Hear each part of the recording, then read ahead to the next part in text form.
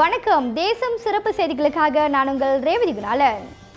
பேரா தஞ்சங்கரபுத்தான் சமயபுர மகா மாரியம்மன் ஆலய சித்திரை தேர் திருவிழா. பேரா தஞ்சங்கரபுத்தான் சமயபுர மகா மாரியம்மன் ஆலயத்தின் சித்திரை தேர் திருவிழா மிக கோலாகலமாக நடைபெற்றது.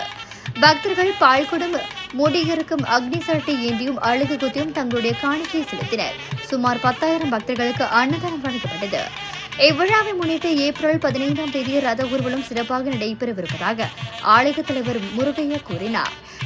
என் சார்பிலையும் ஸ்ரீ அன்வா இப்ராஹிம் அலி பலிமன் தன்பும் சார்பிலையும் இன்னைக்கு சித்திரை புத்தாண்டு வாழ்த்துக்கள் எல்லோருக்கும்.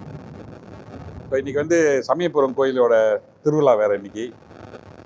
ஸோ தம்பூன்னு எடுத்துக்கிட்டா பாலிமன் தம்பூன் ஸ்ரீ அன்வா இப்ராஹிமோட பாலிமன் கௌசம் பாலிமன் முக்கியம் தமிழ் பள்ளிக்கு கோயிலுக்கு மெத்த எல்லாம் என்னென்ன உதவி தேவைப்படுதோ இங்கே தமிழவங்களுக்கு சீரியஸாக நாங்கள் பார்த்துக்கிறோம்.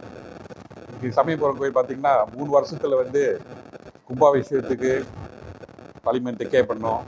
இப்போ புது மண்டபம் ரொம்ப நாளாக பால் அடைஞ்சிருந்துச்சு செய்யாமல் இன்னைக்கு அதை பூர்த்தி பண்ணி இன்னைக்கு பாய்க்கிறாங்க அந்த மண்டபத்தை.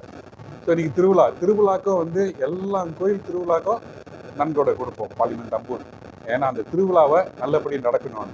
இதே போலதான் ஸ்கூலுக்கும் நன்மை கொடுத்து ஸ்போர்ட்ஸ் எல்லாம் நடத்துவாங்க. இந்த ஆலயம் சமய வளர்ச்சிக்கு மட்டும் பாடுபடவில்லை, மாறாக சமூக பணிகளும் ஈடுபட்டு வருகிறது.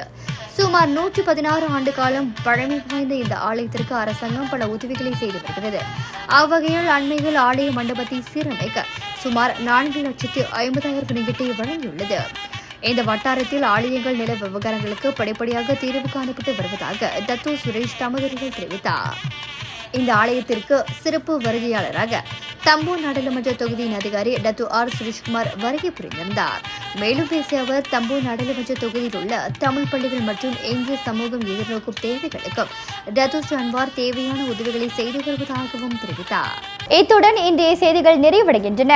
மேலும் பல ஆன்மீக செய்திகளை தெரிந்து கொள்ள தேசம் டிவி மலேசியா யூடியூப், டிக்டாக் மற்றும் இதர சமூக வலைதளங்களை பின்தொடருங்கள். உங்களிடமிருந்து விடைபெறுவது நான் உங்கள் ரேவதி குணாலன். மக்களோடு தேசம், தேசத்தோடு மக்கள். நன்றி, வணக்கம். ஒரு வீட்டுக்கு ஒரு பட்டதாரி எனும் நிலை போய் ஒரு வீட்டுக்கு பல மருத்துவர்களை உருவாக்கும் நடவடிக்கையில் இறங்கியுள்ளது எய்ம்ஸ் பல்கலைக்கழகம். இந்திய மாணவர்களின் எதிர்காலத்திற்கு அடித்தளம் அமைக்கும் எய்ம்ஸ் பல்கலைக்கழகம் MIED வழி மாணவர்களின் பொருளாதார பிரச்சனையை கல்வி உபகார சம்பளம், கல்வி கடனுதவி மூலம் தீர்த்து வைக்கிறது. எய்ம்ஸ் பல்கலைக்கழகம் தரத்தில் உயர்ந்தது, போதனைகள் சிறந்தது, மாணவர்களுக்கு நிலையானது. இன்றைய நாடுகள் எய்ம்ஸ் பல்கலைக்கழகம்.